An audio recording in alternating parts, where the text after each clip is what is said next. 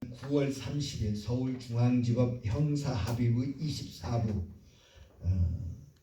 24부에서는 특정경제범죄가중처벌법상 업무상 횡령 혐의 등으로 구속된 전모 씨와 그의 동생에게 각각 징역 13년과 10년을 선고했습니다.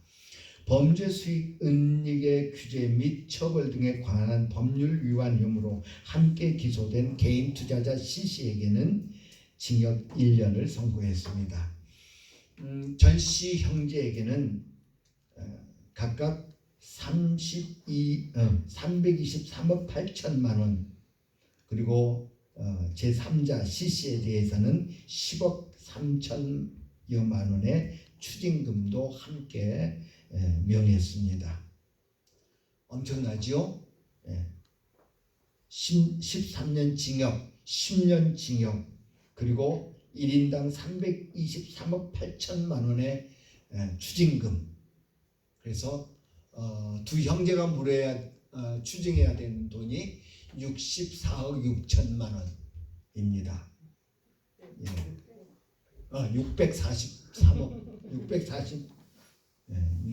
647억 6천만 원에 해당하는데 무슨 일이냐? 지난 5월 검찰에서 이 두 형제를 기소했습니다. 어떤 죄를 지었느냐? 2012년 10월부터 2018년 6월까지 은행 계좌에 있던 614억여 원을 세 차례에 걸쳐서 인출했고 주가지수 옵션 등의 개인적으로 사용한 혐의로 5월에 기소되었습니다. 뭡니까? 우리 은행 직원이 은행 돈 빼돌려 가지고 금괴 막 사놓고 했던 사건, 온 나라를 떠들썩하게 했던 사건의 첫 선고가 지난 9월 30일에 있었던 것입니다. 검찰은 이렇게 기소한 다음에 추가로 조사해 가지고 93억 2천만 원의 횡령이 더 있다라고 해가지고 그것을 이제 추가로 공소장을 변경하는 신청을 했는데 법원이 받아들이지 않았습니다. 조사 똑바로 해서 제대로 기소를 하지, 한 건에 대해서 기소해놓고 또 공소장 바꿔서 다시 기소하고 이건 잘못된 일이다 하고 받아주지 않았습니다. 이대로 선고할 경우 항소심에서는 제3자가 증여받은 금원은 추징할 수 없어 피해액을 회복할 수 없다며 변론 재개도 요청했지만 이미 끝났다라고 하면서 그것도 받아주지 않았습니다. 그래서 검찰이 지금까지 횡령한 707억 원에서 전씨 형제가 투자로 손실을 본 318억 원을 제외하면 절반까지만 추징할 수 있는 그런 형편이 되었습니다. 나머지 300억 원은 국민의 몫이죠. 검찰이 적당한 수사 후 일단 기소하고 조사해서 추가 기소하고 하는 관행을 법원은 끊었습니다. 그리고 법원은 국민의 법 감정, 막 그냥 수백억을 이렇게 남의 돈 훔쳐다가 금괴를 사가지고 막 옮기고 이 난리를 피우고 한 그런 사람들에 대해서 국민의 법 감정과는 다른 그 횡령액에 비하면 작은 그런 형량을 때리기도 했다는 그런 판단이 나옵니다.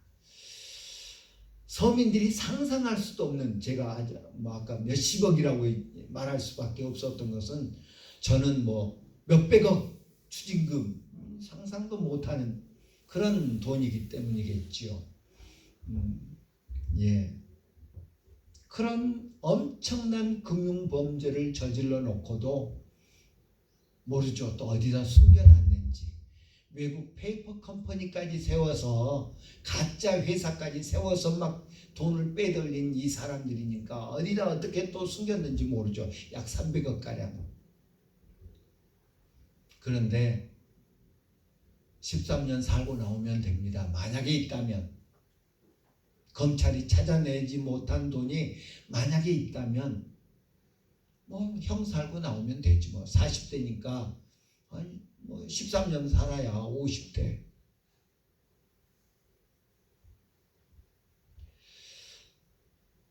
예, 누군가에게는 우리 검찰이나 법원을 보니까 누군가에게는 이 추가 기소, 기소장 변경 허락해 줬습니다. 지난 정부 때 온 나라를 시끄럽게 했던 그 사건에서는 검찰이 일단 아주 사소한 걸로 기소해 놓고 나중에 막 추가 기소를 했는데 법원이 받아줬습니다. 그런데 또 이번에는 받아주지 않습니다. 이처럼 검찰의 기소 관행, 법원의 판결, 이것이 우리에게 그렇게 신뢰를 주지 못하고 있는 것이 오늘 우리가 사는 세상의 현실입니다. 하지만 우리 하나님의 판단, 우리 하나님의 재판은 결코 그렇지 않습니다. 그때그때 달라요 라는 판단은 하나님의 심판에는, 재판에는 해당되지 않습니다. 하나님의 말씀은 시대에 혹은 대상 혹은 경우에 따라서 달라지지 않고 항상 동일합니다. 하나님의 말씀은 1.1획이나 1.1획도 더하거나 빼지 못한다고 우리 주님 말씀하십니다. 유대인에게 적용되는 법은 이방인에게도 적용됩니다. 반대로 이방인에게 적용하시는 하나님의 말씀은 유대인에게도 동일하게 적용합니다. 종교 지도자들에게 적용하는 법은 서민들에게도 적용되고요. 서민들에게 적용되는 법은 종교 지도자들에게 그대로 적용되어야 될 것을 우리 주님은 거듭거듭 강조해서 말씀합니다. 우리 하나님의 은혜는 온 인류 모두에게 동일하게 적용됩니다. 차별함이 없습니다. 그래서 다른 복음이 없습니다. 유대인을 위한 복음은 이 정도, 이방인을 위한 복음은 이런 것이라는 차별이 없다는 말입니다. 다른 복음은 우리를 대속하기 위한 하나님의 계획을 부정하는 것이 됩니다. 다른 복음은 우리의 죄값을 대신 치름으로 우리를 구원하시기 위한 예수 그리스도의 은혜를 부인하는 것이 됩니다. 따라서 다른 복음을 전하는 사람은 모두 저주의 대상이 된다라는 것을 우리는 성경에서 보았습니다. 우리는 다른 복음에 대한 정의를 보았습니다. 다른 복음은 그리스도의 복음을 변하게 한 것이다. 갈라디아서 1장 7절에 말씀하고 있는 것을 보았습니다. 여기서 변하게 한다라는 이 헬라어 단어가 구약에서는 히브리어로 다르게 히브리어로 그 신명기 16장 19절 등에서 굽게 한다라는 말로 되어 있는 것을 봅니다. 변하게 한다, 굽게 한다 라는 같은 말이라는 말입니다. 너는 재판을 굽게 하지 말며 사람을 뇌물로 보지 말며 또 뇌물을 받지 말라. 뇌물은 지혜자의 눈을 어둡게 하고 의인의 말을 굽게 하느니라 라고 말씀합니다. 재판을 변질시키는 것 혹은 오늘날의 유전무죄, 무전유죄가 되는 것이 바로 변질시키는 것, 굽게 하는 것, 변하게 하는 것이라는 말입니다. 그렇다면 왜 재판을 굽게 할까요? 왜 유대인들이 다른 복음을 변하게 해서 다른 복음을 전할까요? 오늘날에 혹 어떤 다 그런 거 아닙니다만은 오해 없으시기를 바랍니다. 아주 일부 법조인들이 재판을 굽게 하는 것은 왜일까요? 왜 유전무죄, 무전유죄라는 말이 세상 사람들의 입에서 오르내리게 만들까요?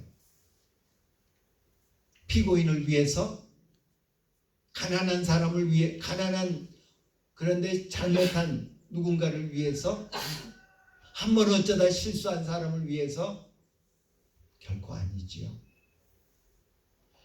왜 유대 지도자들이, 유대주의자들이 갈라디아 교회에 와서 복음을 변하게 해서 다른 복음을 전할까요? 갈라디아 성도들을 위해서?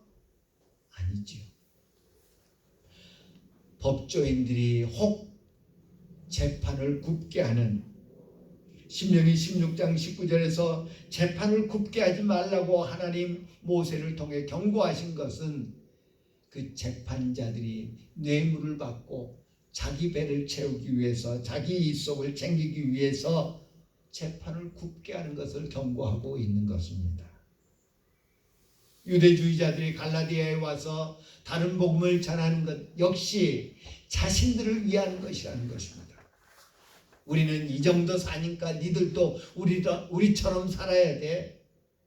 너희들은 이방인들, 우리는 유대인들, 이방인이 유대인처럼 되기 위해서는 이렇게 해야 돼 라는 것인 것입니다. 하지만 욥은 하나님이 어찌 정의를 굽게 하시겠으며 전능하신 이가 어찌 공의를 굽게 하시겠느냐.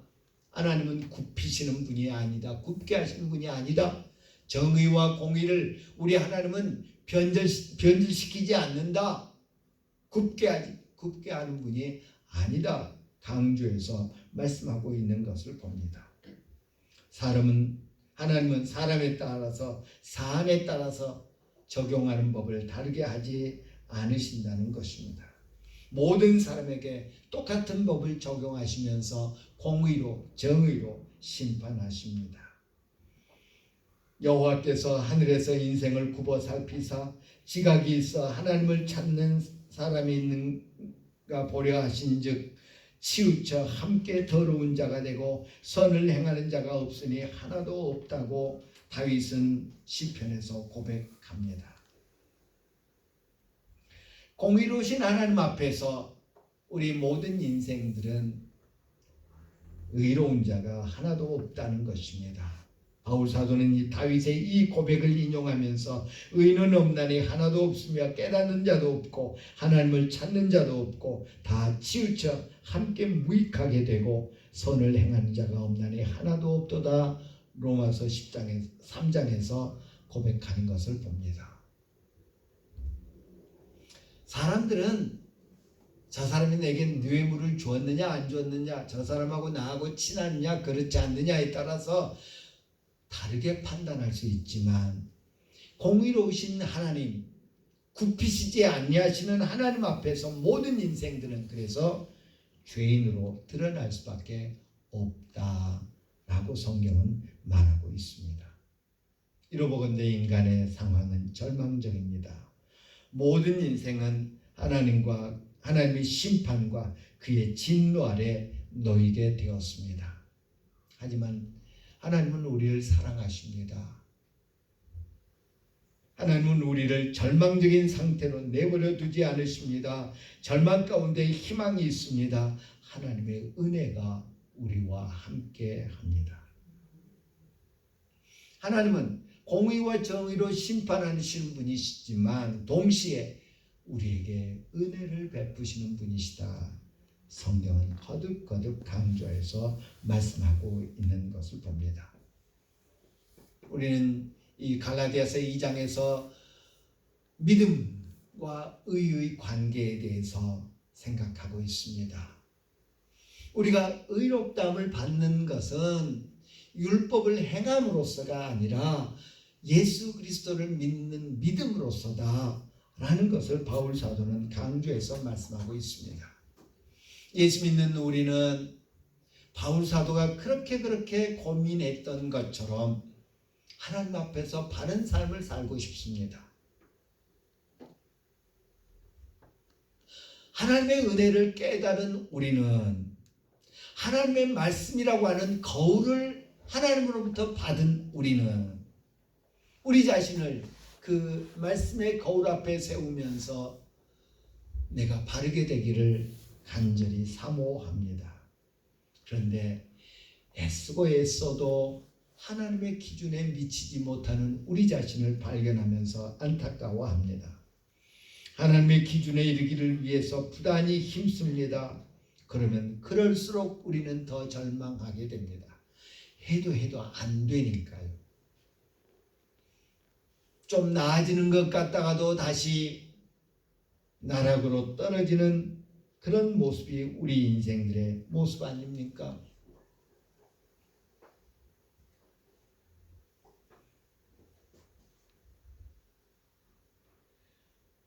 바울은 갈라디아서 2장에서 의롭다함을 받는 수단이 오직 예수 그리스도를 믿음으로 말미암는 것임을 보여줍니다. 우리는 율법을 따른다고 해서 의롭다함을 받는 것이 아니라 예수 그리스도를 믿음으로 의롭다함을 얻는 것을 압니다. 그래서 우리는 의롭다함을 얻으려고 그리스도 예수를 믿습니다. 우리가 의롭다함을 얻는 것은 그리스도를 믿었기 때문이지 율법을 지키기 때문이 아닙니다. 율법으로는 어느 누구도 의롭다함을 얻을 수 없습니다. 16절을 쉬운 성경은 그렇게 번역합니다. 율법이 아니다. 우리가 의롭다함을 얻을 수 있는 것은 결코 율법이 아니다는 것을 세 차례나 걸쳐서 강조해서 말합니다. 그리스도 예수를 믿기 때문에 우리가 의롭다함을 얻는다라고 말합니다. 유대주의자들의 다른 복음이 주장하는 것이 뭡니까? 바울 사도가 이처럼 강조해서 우리가 의롭다함을 얻는 것은 믿음 때문이지 율법 때문이 아니다라고 말하는데 왜 이렇게 강조할까요? 다른 복음 때문에. 유대주의자들이 전한 다른 복음 때문에. 유대주의자 갈라디아서 1장부터 6장까지 있죠. 그렇게 길지 않은 편지입니다. 그런데 그 길지 않은 편지에 율법이라는 단어가 23번, 할례라는 단어가 12번이나 나옵니다. 율법 때문이 아니야. 율법을 지킨다고 의롭다고 되는 것이 아니야. 할례를 받는다고 해서 하나님의 백성이 되는 것이 아니야. 라는 것을 강조해서 반복해서 말씀하고 있는 것을 봅니다. 바울 사도가 율법과 할례를 반복적으로 언급한 것은 그가 복음을 전한 갈라디아 성도들에게 율법과 할례를 권면하기 위함이 결코 아니지요. 아까 우리가 읽은 것처럼 의롭다함을 얻는 것은 그리스도 예수를 믿었기 때문이지 율법을 지켰기 때문이 아니다 라고 분명하게 선언하고 있는 것을 봅니다. 바울 사도는 빌립보에 있는 성도들에게 편지하면서 자기 자신에 대해서 이야기합니다. 나는 8일 만에 할례를 받고 이스라엘 족속이요 베냐민 지파요 히브리인 중에 히브리인이요 율법으로는 바리새인이요 열심으로는 교회를 박해하고 율법의 의로는 흠이 없는 자다라고 빌립보서 3장 5절 6절에서 말씀하고 있는 것을 봅니다. 우리의 눈을 끄는 것은 율법의 의로는 나 예수 만나기 전에 이런 사람이었어 라고 이야기하면서 나 예수 만나기 전에 율법의 의로는 흠이 없는 자다. 율법이라고 하는 잣대로 이렇게 바울을 이렇게 재어보면 흠잡을 곳이 없는 사람이었다. 율법이라고 하는 돋보기로 바울의 삶을 이렇게 들여다보면 흠잡을 게 없는 사람이었다 라고 말합니다. 그런데 그가 예수의 은혜를 알게 된 후에 그 자랑거리였던 모든 것을 뭘로 여긴다고요? 배설물로 여긴다. 그는 스스로에 대해서 고백하기를 나는 죄수 중에도 상죄수, 나는 죄인의 우두머리다, 죄인 중에 괴수다 라고 그렇게 고백하고 있는 것을 봅니다. 학교 다닐 때 우리 시험을 치르죠. 지금 이제 10월 달이면 수능 11월 달에 이제 얼마 남지 않았는데 시험을 왜 치를까요? 저도 학교 다닐 때 시험 기간, 중간고사, 기말고사 시험 기간을 볼 때 꼭 주말을 끼워서 봐요. 그래서 선생님들이 왜 시험을 치르느냐? 우리 괴롭히려고. 그렇게 생각했어요. 왜? 저도 공부를 좋아하는 편에는, 공부를 좋아서 하는 편은 아니었거든요. 아버지가 무서워서 했지. 그래서 이 시험 치는 거 정말 싫잖아요. 아닌가요? 저만 싫어했나 보네요. 예. 그런데 시험의 중요한 목적은 학기 중에 배운 것을 학생들이 얼마나 이해하고 있는가, 배웠던 것 잊어버리지 않았는가 하는 것을 이렇게 깨닫도록 하기 위해서. 또 하나는 시험에 틀렸을 때, 시험 문제에 틀렸을 때 A 하고 그냥 지나치는 것이 아니라 그 오답에 대해서 공부함으로 다시 틀리지 않도록 하기 위해서. 하나님께서 왜 이스라엘 백성에게 모세를 통해서 율법을 주셨을까? 이스라엘 백성들 괴롭히려고. 근데 이것도 하지 마, 이것도 하지 마, 이것도 하지 마, 이것도 하지 마, 이것만 해, 이것만 해, 이것만 해. 예, 율법이 그렇잖아요. 그러나 이스라엘 백성들에게 율법을 주신 것은 그들을 괴롭히기 위해서, 그들을 쩔쩔매지 못하게 하기 위해서가 아니라 율법이 우리를 그리스도께로 인도하는 초등교사가 되어 우리로 하여금 믿음으로 말미암아 의롭다함을 얻게 할 목적으로 율법을 주셨다고 갈라디아서 3장 24절은 말씀하고 있습니다.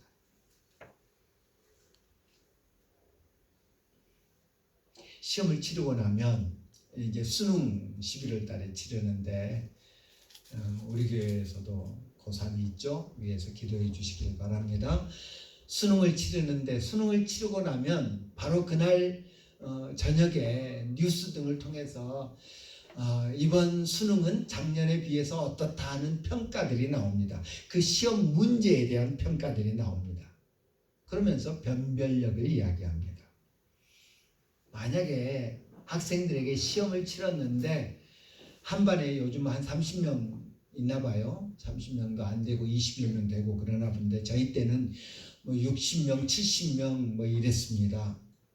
그런데 70명이 시험을 치러서 70명이 다 100점 맞는 시험, 그건 더 이상 시험의 의미가 없는 거죠.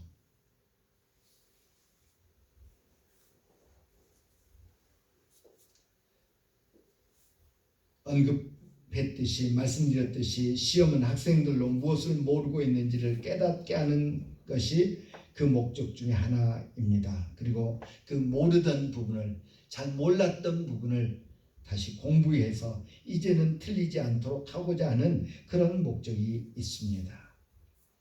율법은 결코 하나님께서 이스라엘 백성을, 그의 백성을 괴롭히기 위해서 주신 것이 아닙니다. 율법은 이스라엘 백성이 스스로 하나님의 백성으로서 구별하면서 마치 견장을 하나씩 붙이는 것처럼 자랑스러워하라고 율법을 주신 것이 결코 아닙니다. 그런데 이스라엘 백성들은 율법을 그런 식으로 썼습니다. 우리 대통령이 누군지 모르는 사람이 있습니까? 그런데 재해지구를 찾아가면서 옷에다가 대통령하고 견장 붙이고 가는 거, 제가 왜 창피하죠? 저도 담임 목사하고 여기다 하나 써. 그러라고 율법을 주신 것이 아닙니다. 그러라고 대통령 세운 것 아니지 않습니까? 하나님은 모세를 통해서 율법을 주시면서 이 율법 중에 70% 이상만 지키면 하나님의 백성이다. 나는 너희의 백성이 되고 나는 너희의 하나님이 될 것이다. 라고 그렇게 말씀하지 않으셨습니다. 다 지켜라. 100점 맞아야 내 백성이 된다. 그리고 나는 그들의 하나님이 될 것이다. 라고 말씀하셨습니다. 내가 만일 내 하나님 여호와의 말씀만 듣고 내가 오늘 내게 내리는 그 명령을 다 지켜 행하면 내 하나님 여호와께서 내게 주신 땅으로 기업으로 주신 땅에서 내가 반드시 복을 받으리니 너희 중에 가난한 자가 없으리라. 신명기 15장에서 말씀하고 있는 것을 봅니다. 내가 오늘 내게 내리는 그 명령을 다 지켜 행하면 이라고 말씀하십니다. 70% 이상만 하면 80% 이상만 하면 아니라는 말씀입니다. 하지만 어떻게 그렇게 할 수 있습니까? 우리 일부 때는 지난 시간에 이거 함께 했는데 대체 현실, 이제 우리가 예수님을 나의 주와 구주로 영접하면 내 안에 예수님께서 계셔서 하나님은 나를 보는 것이 아니라 죄인인 나를 보는 것이 아니라 내 죄를 위해서 대속하기 위해서 죽으신 예수 그리스도를 보고 의롭다고 인정해 주시는 것이라는 사실입니다. 우리는 믿음으로 주님을 우리 안에 영접하면 됩니다. 영접하는 자, 영접한다는 말이 무슨 말입니까? 받아들인다는 말입니다. 손님이 왔을 때 손님을 집으로 영접한다는 말은 그 손님을 집으로 들어오게 만든다는 말입니다. 예수님을 나의 주와 구주로 내 안에 모시면 하나님은 그 이후로 나를 보는 것, 육신의 나를 보는 것이 아니라 내 안에 계시는 나를 위해서 역사하시는 예수님을 본다라는 것입니다. 이것이 우리의 주님이 하시는 일이요, 이것이 바로 믿음입니다. 믿음은 하나님의 선물을 받는 우리의 손과 같은 것입니다. 하나님의 선물은 완벽합니다. 완전합니다. 거기에 점 하나, 짝대기 하나 더할 필요가 없는 완전합니다. 하나님의 복음은 이미 완전합니다. 예수 그리스도의 복음은, 예수 그리스도의 십자가는 완전합니다. 그래서 예수님은 십자가에서 다 이루었다, 다 끝났다, 다 치루었다, 일 하나 안 남기고 다 갚았다 라고 선언하셨습니다. 우리 주님의 복음은 이미 완전합니다. 더하거나 뺄 그 어떤 이유도 없습니다. 우리는 그 선물을 믿음이라고 하는 손으로 받아들이면 그 선물은 내 것입니다. 그 선물이 내게 있기 까닭에 우리 하나님은 우리를 보시되 죄인, 여전히 심판받아야 하고 여전히 벌받아야 하는 죄인으로서가 아니라 그 선물 까닭에 우리를 의롭다 해주십니다. 의인이라고 불러주십니다. 그 선물을 받는 손 적극적으로 내밉시다. 그리고 그 선물 잘 간직합시다. 그럴 때 그 어떤 세력도, 오늘 새벽에 우리가 생각한 것처럼 그 어떤 세력도, 그 어떤 권력도 우리를 그리스도의 사랑에서 우리를 의롭다고 인정해 주시는 그 하나님의 손길에서 우리를 앗아갈 자가 없을 줄 믿습니다. 기도합니다.